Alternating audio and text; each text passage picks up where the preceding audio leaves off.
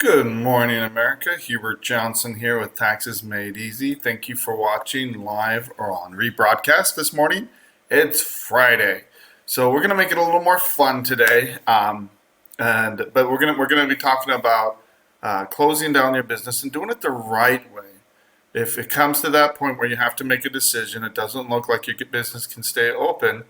Closing it down the right way can save you so much headache than people that come to us and say, look, everything's a mess. I owe taxes here, here, here, and I have obligations that still need to be paid. It can save you so much hassle to close it out the right way and avoid a business bankruptcy, because that's where it can get very expensive very quickly. So anyway, we're going to cover a lot of that, and we have some great news. So stay tuned with us, and we'll be right back after this break.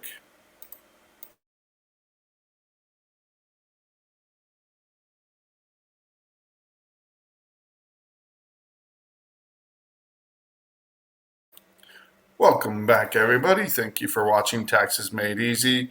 Got a lot in the news. Again, I'm just going to touch on some things. There's just a lot, and it's, picked up some more recently.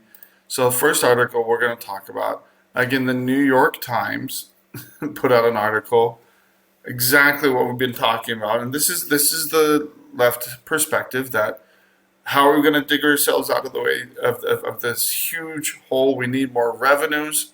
It's by taxing the rich, suck the rich, go after large corporations. Even though study after study showed that, look, it's counterproductive. So the New York Times throws out an article, a chart showing average tax rate for the 400 richest Americans, and oh my goodness, it's down. And guess what happens when their effective tax rate is down? They spend more, they invest more in the economy, and more people have jobs. So the problem here is this leftist approach to let's just tax more and take more money, is that there's less money for everybody else. So, and again, the next article, I want to mention, this is a Wall Street Journal article. I'm going to go ahead and share this. It's dueling perspectives. If we just tax the rich enough, can we solve all our problems? And the answer is no. Here's the problem. Hiring is slowing down. It's slowed down 175,000 new jobs. So they've kind of waffled fairly low through 24. A lot of these, criticism of new jobs being posted is that they're government and part-time positions. The private sector is not growing. And attacking people that are investing the most into the economy isn't going to help this. So payroll gains, again, fall short. Jobless rate ticks up to 3.9%. So unemployment still pushing up, even though the majority of people are being excluded from the labor market. So again, this is not good. So we still have concerning information. And just real quick, I have my issues with Walmart. Everything's made in China, seems like. And I have issues with their quality for, some of their groceries, but that's my opinion. But here Walmart's launching a, new cost-efficient grocery brand to help contain costs. Now, it looks like a lot of it's going to be prepared meal, foods, etc. Yet to be seen, but I think it is good that some companies are recognizing the pain that Americans are feeling out there in the economy and trying to do something about it. Speaking about pain in the economy, we have more pain coming thanks to the Corporate Transparency Act that the Biden administration put into practice. Now, this is a regulation. This isn't a law passed by Congress. But the problem is that the Biden administration, and in general, within reason, the federal executive branch can make actions to enforce and kind of fill in the gaps, color between the lines for congressional actions. They're not supposed to just make up law. And they've made up this whole new scheme for the Corporate Transparency Act where all businesses have to report, and it's called BOI, the new BOI rule, where you have to report the beneficial financial ownership. So I clicked on it and it took me away.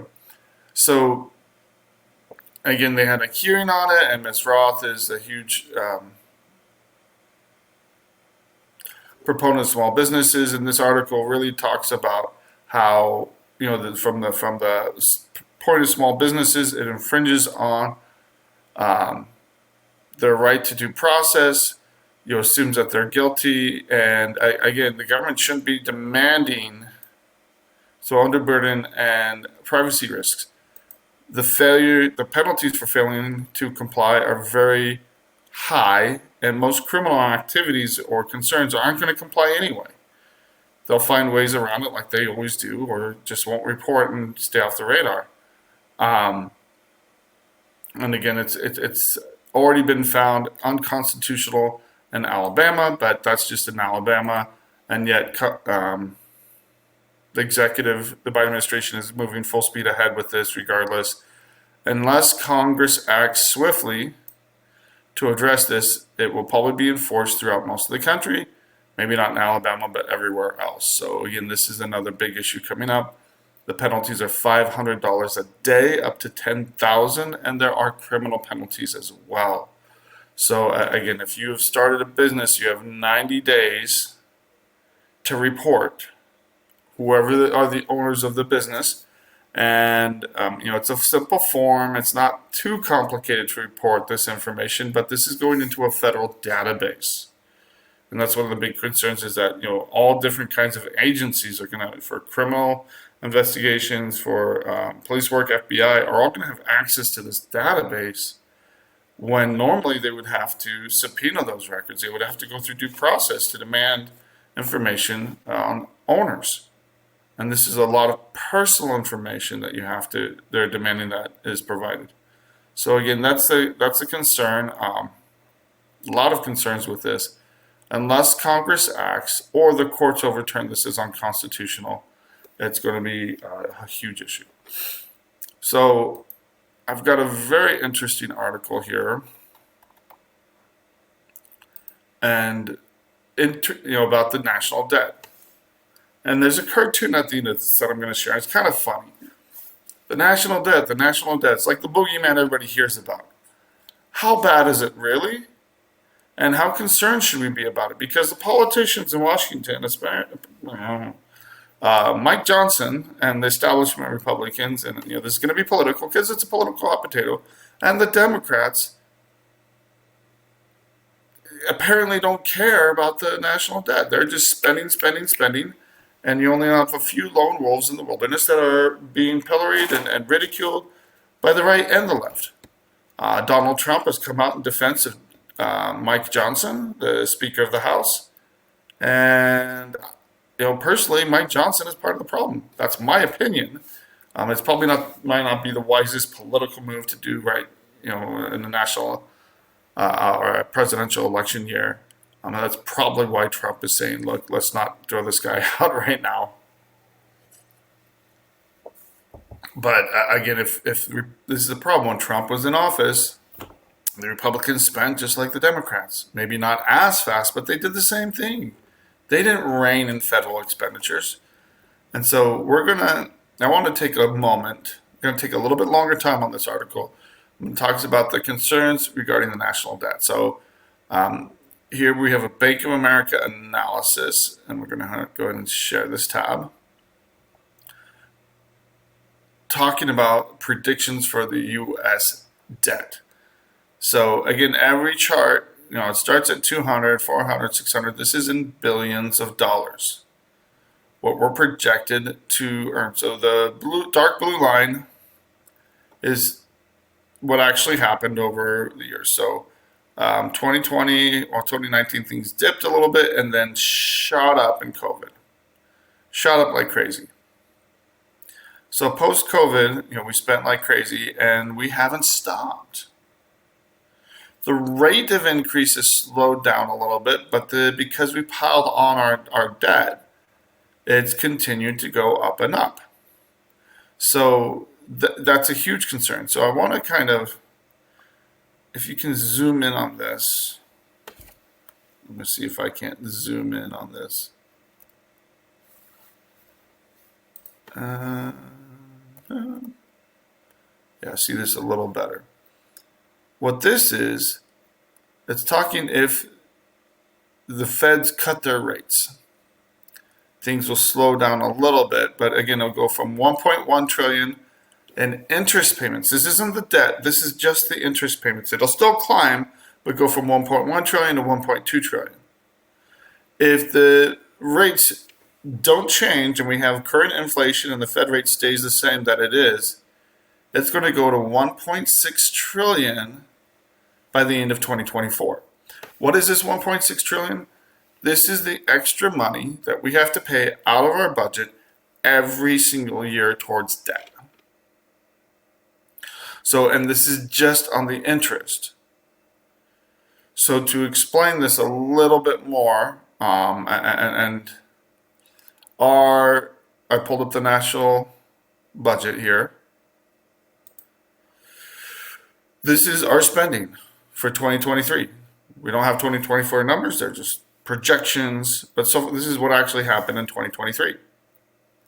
So total outlays, Social Security, 1.3 trillion, net interest, 659 billion.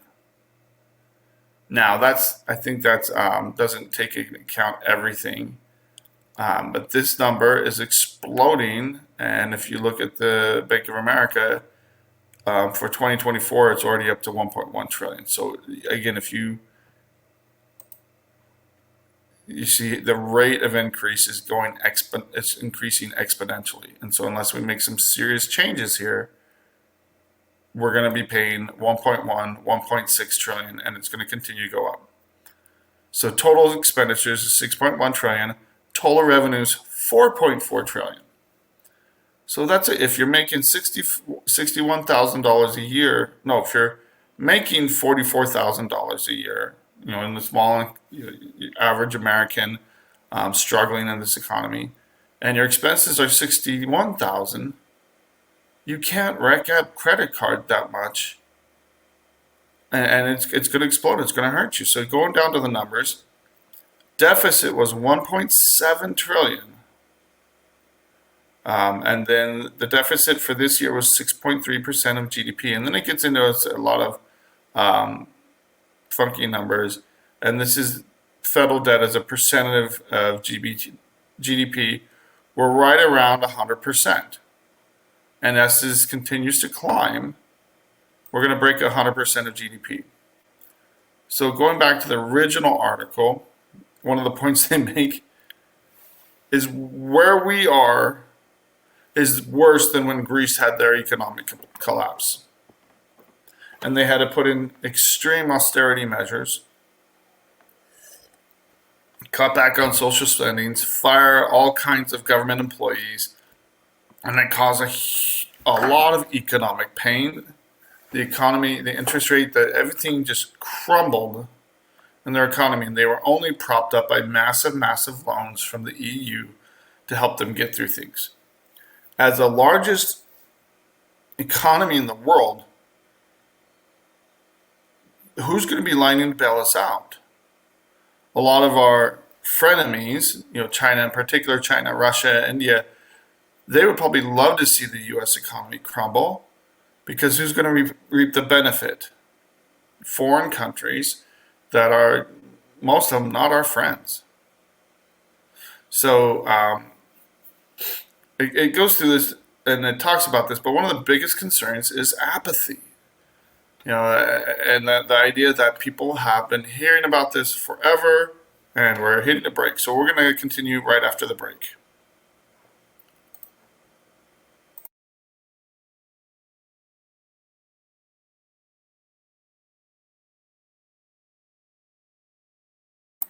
Welcome back, everybody. So again, just trying to wrap up this article. I do think this is a very big problem facing our country. that most people are ignoring. And why are they ignoring it? Because they've heard about it ad nauseum. Now, we don't pay here in the United States. We don't do a good job about paying attention to what's going on in other countries because it feels like it's a world away, and often is half a world away. When Greek had its collapse, they did not owe nearly as much as we do. So it's estimated our debt to GDP ratio will be 130% in 2025, and that's much higher than when Greece's economy collapsed in 2010, and we only have so much time to fix this. He says, imagine you're in Greece in 2005, 5 years before their economic collapse, because that's where we are now. So they put together a video, and this video is a little dated, so the numbers are a little bit old, but I think it's humorous, but I think it's really, I think it kind of hits a nail on the head as to what we're looking at and the issues we're looking at. So we're going to go ahead and share this.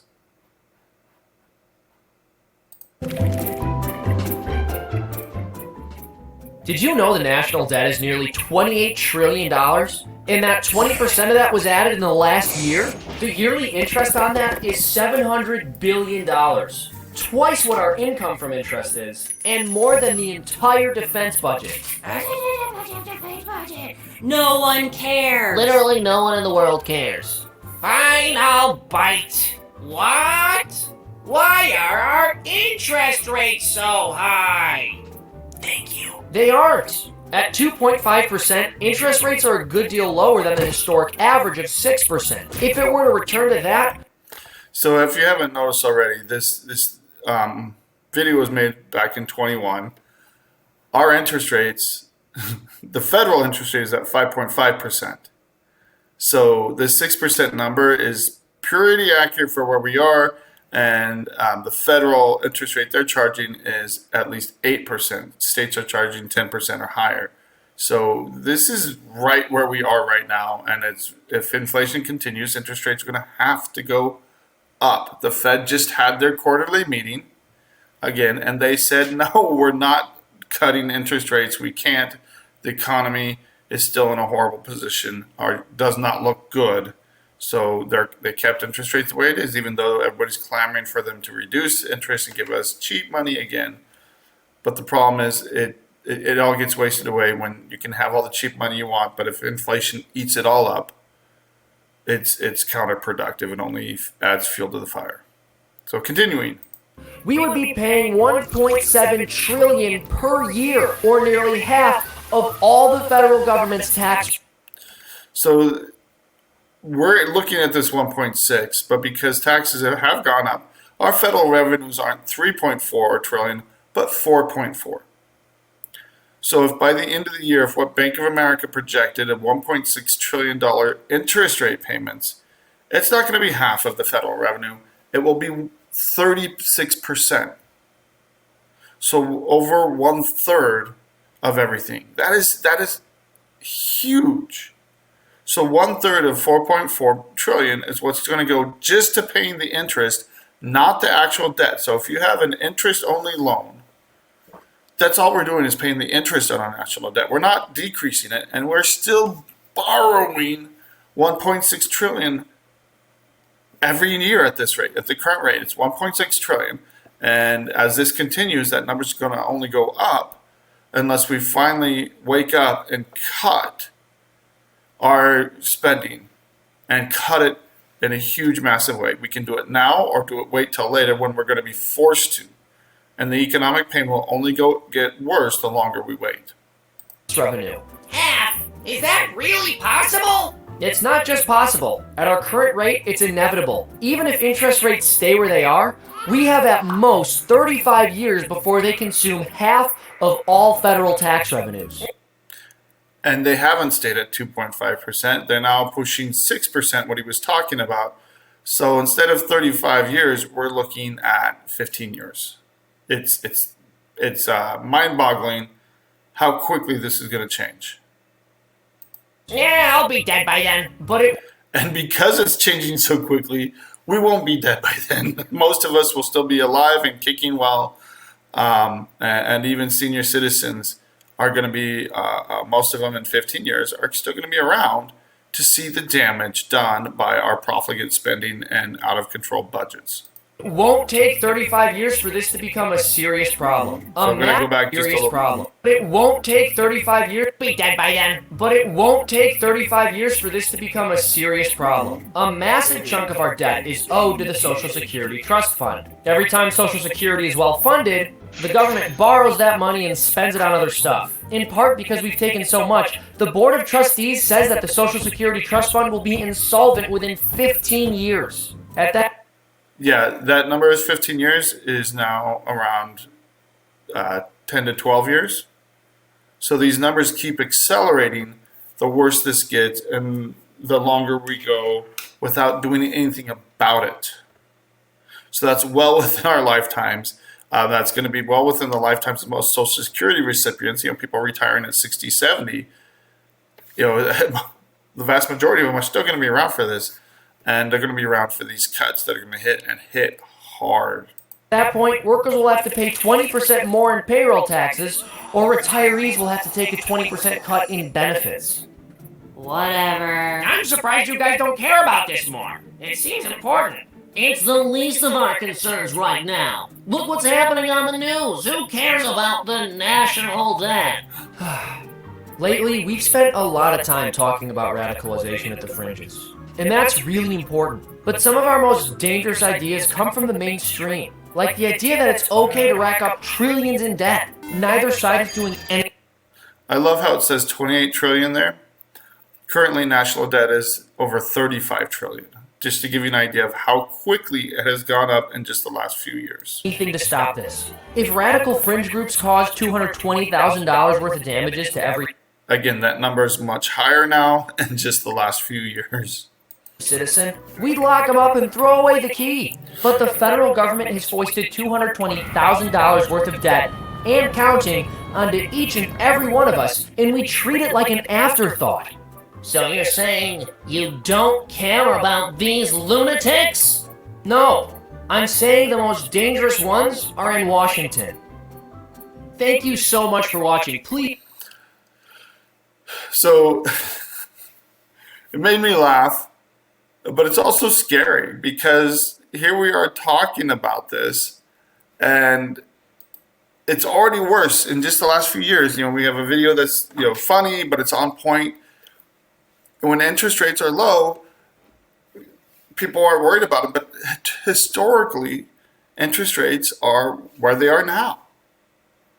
Because, and again, this is not a Democrat versus Republican issue. They're both guilty.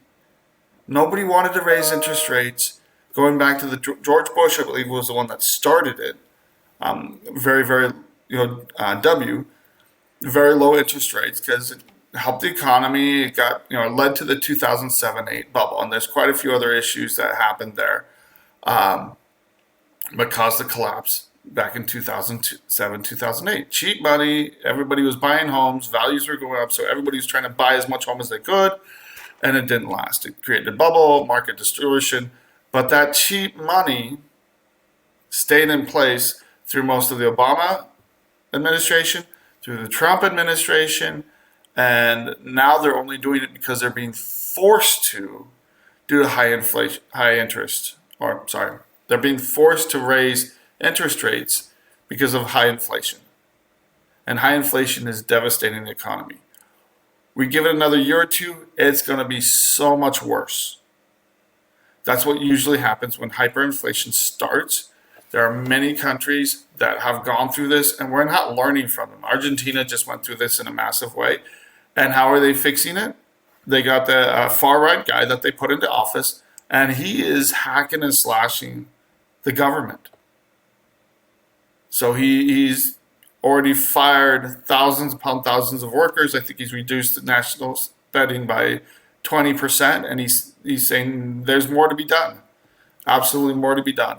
So again, that's going to affect benefits. That's going to affect entitlements.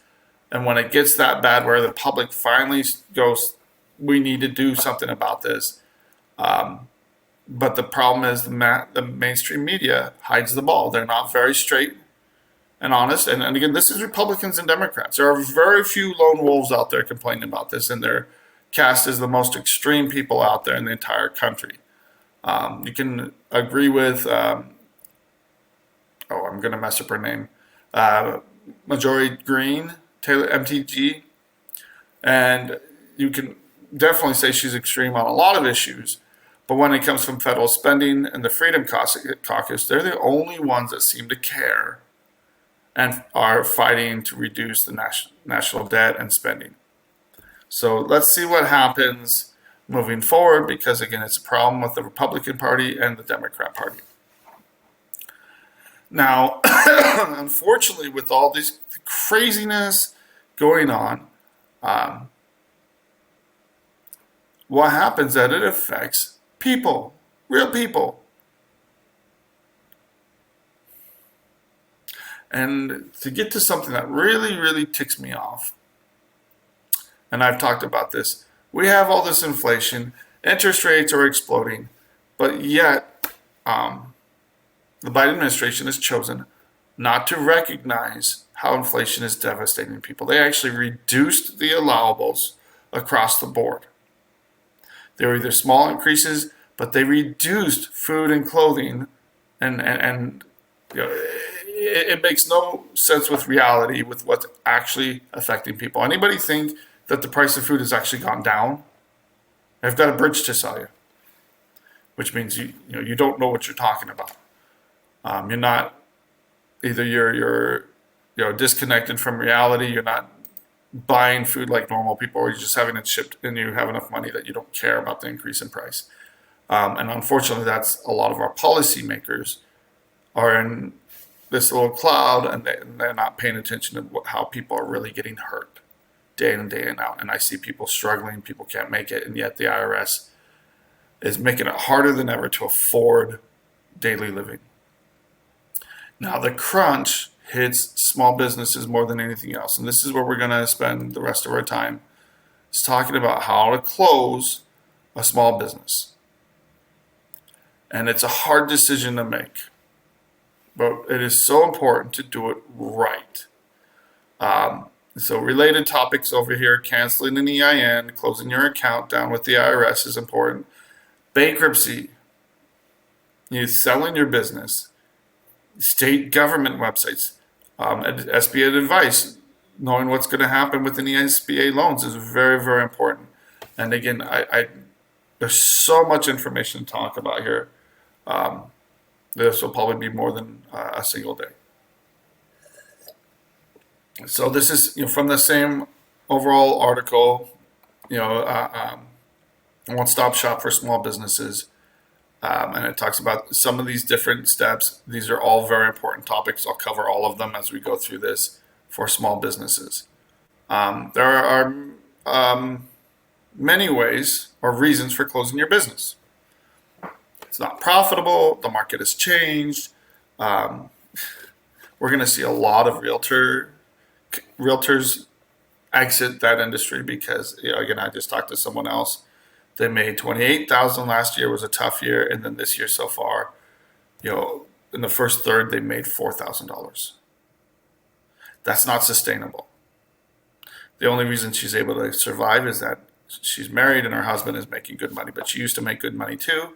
But that is really hurting people across the board. And part of this is a new regulation that came out affecting realtors. But again, interest rates being high, all of these problems, issues affecting housing, it's hurting people across the board. So closing a business is not something you should do lightly. And I'm going to talk about some of the things not to do and a lot of the things to do. One of the biggest questions I get when people have tax issues: can I just get a new EIN and keep running my business with a new EIN? You can. It's not advisable. The reason for that is the IRS is wise to that game. It's happened so many times, and I've seen people do this with 2 or 3 EINs where they just, things get bad enough, they just stitch one EIN and try to hide from the taxes. the IRS will take the debt from these different EINs and pursue the owner for the total amount, or the owner's company, the current company, for the total amount.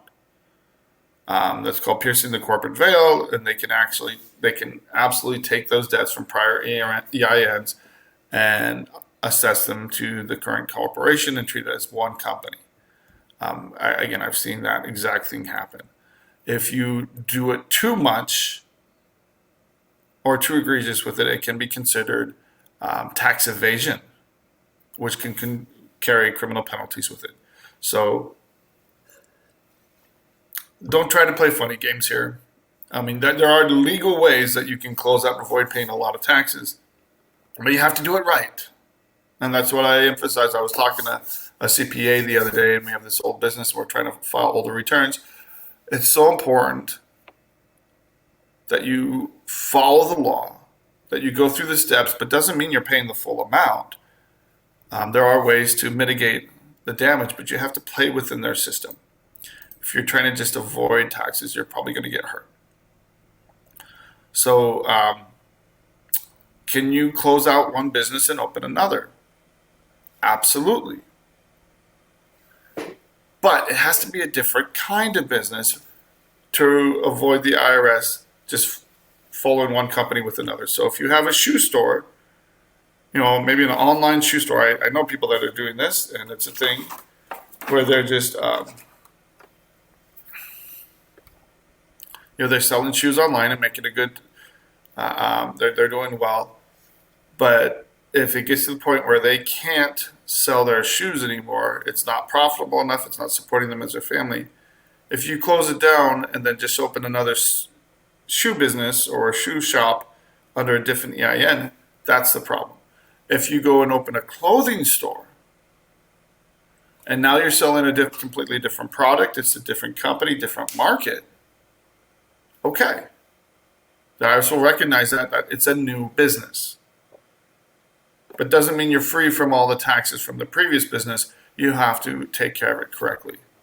And I guess I'm just going to go over some of these related topics because these are all huge concerns. I get asked all the time about declaring for bankruptcy.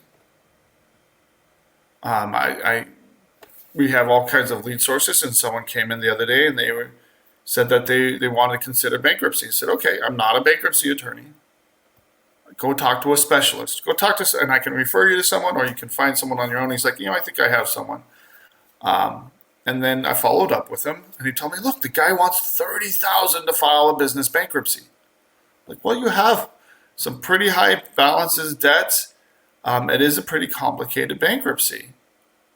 I can't tell you that you can shop around and see if you can find someone better, but $20,000, $30,000 is right in there with what I've seen people charge for business bankruptcies. It is not cheap.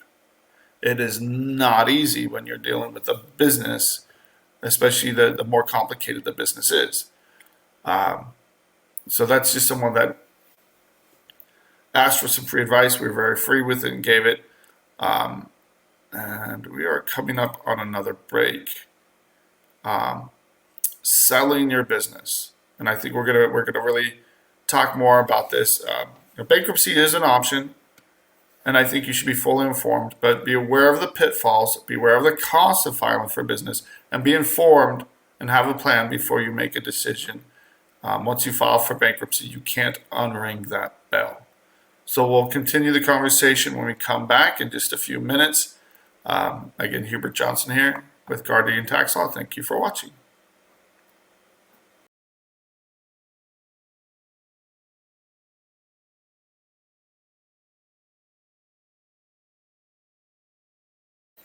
Welcome back, everybody. Just continuing the conversation on closing down small businesses. Still talking about bankruptcy a little bit. Before you file for bankruptcy, and any good bankruptcy attorney will tell you this, you need to get your tax returns filed. Anything that's not filed and isn't old enough cannot be included in a bankruptcy. So if you're doing a repayment plan, that's one thing. If you're, again, filing and doing a Chapter 7, if you're going to discharge any debt, it has to be at least 2 to 3 years old. And it varies by bankruptcy district across the country. So that's why you do need to talk to a local bankruptcy attorney. But when you're moving to close out a business, getting those returns filed is a first step, and it's so important to do that. So there's a lot of issues surrounding, and you need to prepare your business, and again, if you're filing for personal bankruptcy, same thing. You need to file those personal returns, and then if you're going to include those in the bankruptcy, they have to be old enough. Selling a business. So I can't tell you how many times they're not going to continue with the business. They've sold the business, and then problems come up later on. So you have to make sure a new EIN is set up. Make sure that you file a closing return under your EIN. So the new partners have to get a new EIN. You have to make sure that they're not continuing to file under that EIN.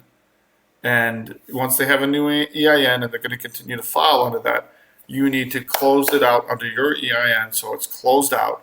There aren't any further issues, and you want to make sure that there's no tax debt with the sale of the business, because you're receiving, most times you're receiving profit, you're receiving something for the sale of your business. With that, make sure the taxes are paid off, that you have no further responsibility moving forward with the IRS. A lot of problems arise when people don't do this. People don't trust whoever you're selling your business to, even if it's a family member.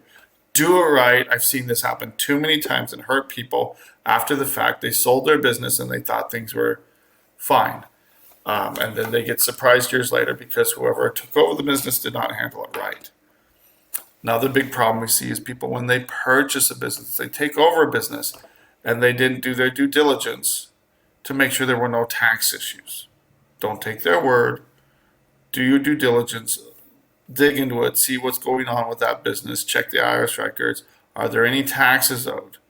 And I would make sure that with any profits or in any sale, that the taxes are paid and dealt with.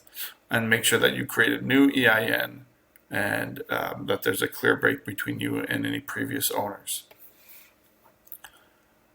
Whatever you're going to do something, don't forget the states. That is one of the biggest errors I see. And the IRS mentions it as an afterthought. They do mention it here and there, but again, it's not really emphasized. When closing out a business, some of the biggest problems and challenges come with closing out these accounts with the state. It's not nearly as easy as with the IRS. So with the IRS, you don't have to register your business, except for with the new BOI laws that we're not sure are going to hold up.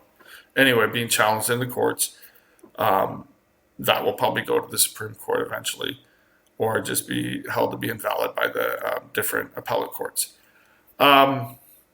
But you have to register your business with the state. You have to go to the Secretary of State, maybe even your city or town, wherever you live, and check with the local county and see what requirements are there to have a business license to operate a business in wherever you live. And these are local requirements. So make sure when you're opening a business and then when you're closing a business, how to do that right. Again, you have to have all your returns filed. Usually with the states, they want the businesses, the taxes paid for. And if it's unemployment, if it's connected to payroll at all, or sales taxes, that will follow you personally. So the states don't care if you close the business. If it's payroll or if it's sales taxes, they will usually pursue that personally against you. And usually most states will not do an offer and compromise on that. New York will. They're one of the few exceptions. But again, and that's for businesses that have been closed down for quite some time, not for new closures. So usually 10 years or more. So whoever you have helping you, make sure they're dealing with the state as well as the federal side. And there's a process to go to closing out your business with the state. Again, it varies by state, but make sure you're informed about that and addressing that as you deal with all the tax issues addressing your business, not just with the federal government. SBA advice. So this is key, and we see this all the time. If you have SBA loans and you're closing down your business, get informed. We've done a whole session just on SBA loans and SBA debt. If you owe less than $200,000, well, if the initial loan was less than $200,000 that you took from the SBA, or if it was multiple loans, if you took out multiple loans, but the total amount that you took out was less than $200,000, there's no personal guarantee. You can walk away from it, and the SBA will not pursue that. If it was more than $200,000, you absolutely need to be concerned about it because there is a personal guarantee. And these are all post-COVID loans. Pre-COVID loans, you had to put up collateral. You had to put up your house. You had to put up something as collateral to get these loans, and that's how it used to operate. But today, if you get those smaller loans, you're fine to close out your business, walk away. PPP loans have been kind of, there's been a lot of questions about how to settle PPP debt that was not, or loans that were not settled or forgiven. So you have PPP loans that weren't forgiven, as long as they're under 100,000, and they're still fleshing this out. They just came out with this announcement, and it's probably the original loan. If it was under 100,000, they'll let you just walk away when you close down your business. Again, you have to walk away from it. Your business has to be closed down. It has to be a legitimate closing. So they're throwing in some flexibility with the PPP loans. So be aware of what rights you have. If you still have that, don't just walk away from it if you have a personal guarantee. It can cause a lot of damage, and they do garnish. They go after wages, and they're much harder to deal with in collections than the IRS. So if it goes to the Treasury Department or BFS for collections, it's no fun. So it might be advisable to just pay on those loans. Depends on the specifics of your case. So I touch on those because they're all important. They all need to be understood when you're closing out a business. So this is why if you're closing out a business, you really should either be talking to a tax attorney if you have tax issues, and or a corporate attorney to make sure it's done right. And we can kind of help people close out the business with the Secretary of State and make sure their IRS case is closed out. But again, there's a lot of corporate issues here that you might want to talk to a corporate attorney as well. And even though they sound very expensive, there are plenty of corporate attorneys that help and specialize in small businesses and can help you out through this process. So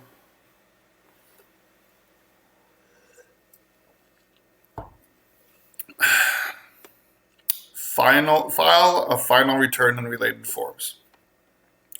I mentioned this already. You have to be filing your final returns, and you have to be filing all the other required returns up until then. So you have to be filing compliant to close out a business, which means you filed all required returns, and then you file a closing return.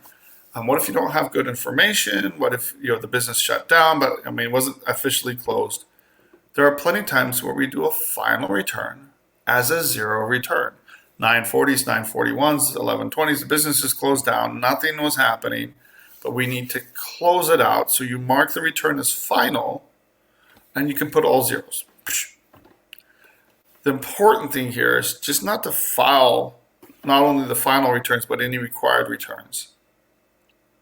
But you have to make sure they're received and processed by the IRS. That's one of the big mistakes people make, and CPAs as well. Their file returns, they'll expect the IRS to get them and actually process them. IRS processing has gotten worse, like most aspects or facets of the IRS. You can't trust them. You have to follow up on everything you do, and that's how we treat the IRS. And we make sure that there aren't going to be any surprises later on. And that's how we operate as tax attorneys. Most CPAs don't have the time or setup or the time really to follow up month after month after month to make sure the IRS does their job. So filing that final return, is very important. Again, in their links here, if you're a sole prop, a partnership, and/or a corporation, you have to close out the ongoing filing requirements for that entity. And now part of it, you can connect, if you have payroll liabilities, believe this or not, and I'm going to mention this, if you don't have any more employees, and be careful about this, don't just switch people from W-2 employees to a 1099. That can raise some serious red flags. In the past, I've done it and really helped people out where it was just one part-time employee or something like that. Someone was independent. They met most of the qualifications at the time. The IRS has changed it, whereas now the Biden administration recently has come out with additional rules. Very few people are going to qualify as an independent contractor anymore. And you can get hit with a lot more fees and penalties if you do it incorrectly. So be very, very careful of that. I would not recommend that in most cases. So it goes through, here's your different filing requirements. Again, Schedule C 1040. And then these are some other forms you might have to file. Partnership filing requirements, it's mainly the 1065. And then the corporate requirements are going to be the Form 966, and then a final 1120. And then for an S corporation, you have to do, it's just an 1120S. Now, those are not all the returns you need to be careful of. Employment taxes. So again, if you are closing down your business, the most important taxes to take care of: sales taxes, employment taxes, because they can follow you personally, and it doesn't matter if you just close it out. The IRS can go in and file what's called a trust fund recovery penalty. I've spent whole sessions just talking about this and the importance of doing this right. So I'm going to take a step back. We're kind of running out of time here. And there's not a lot left to cover here, but there's plenty of other issues. So I probably will pick up here next week, because if I start talking about payroll, we're going to be out of time in no time. And I have people come to me all the time that, look, their business isn't doing well, or they want to try to keep their business open. And again, we try to do what the clients want to do. If they want to keep their business open, their livelihood open, first of all, we need to make sure things are squared away. And that's a big part of what we do, is we help people understand their tax responsibilities, their bookkeeping responsibilities, and it helps the business. You wouldn't believe how many times people are struggling. They just want to keep the business open. And then when we do a profit and loss, when we do a balance sheet, when we get all of those numbers together and they actually see how their business is doing, it's like a revelation to them. Oh my goodness, I'm losing so much money. Oh my goodness, this is what's actually happening. And until people have real numbers, you can't make real decisions. So that's, again, I have a big case. It's been ongoing, millions of dollars of tax debt. And one of the big issues here is that they had two different forms of income, and they took one form of income and invested it in agriculture. And it's for the family. It's, to kind of, so the grandkids can grow up on a farm and have that experience of healthy living. So it's all great ideas, but the problem is that the other source of income is supporting the agricultural company that's losing hundreds of thousands of dollars every single year. And if you have all the money in the world, that's great, but you have to pay your taxes. You have to be on top of it as you go through this. So again, it's so important to get this taken care of, to do it right, and have good numbers going into this. If you don't have good numbers, you can't make a solid decision on bankruptcy. You can't make a solid decision on what path to pursue, either keep the business open or shut it down. I've saved thousands of businesses. I help people turn their livelihoods around. Again, we love doing that. We love helping people. We love that. That gives us so much joy. and what we do. That's a huge reason for our why, is helping individuals, but especially businesses, families keep their livelihoods open. And recently we saved a farm. A different case where it was a multi-generational farm, and they had a bunch of other projects together. The house was looking to shut them down, and we were able to save them. So call if you have questions. If you're considering doing anything with your business, give us a call, 520-485-7371, or reach out to us at guardiantaxlaw.com. We do free consultations. I'd much rather you get some free advice and avoid some major issues and do things right rather than dealing with the aftermath. And we help with the aftermath all the time, but it's so much easier to avoid that pain and give you peace of mind. Thank you for watching.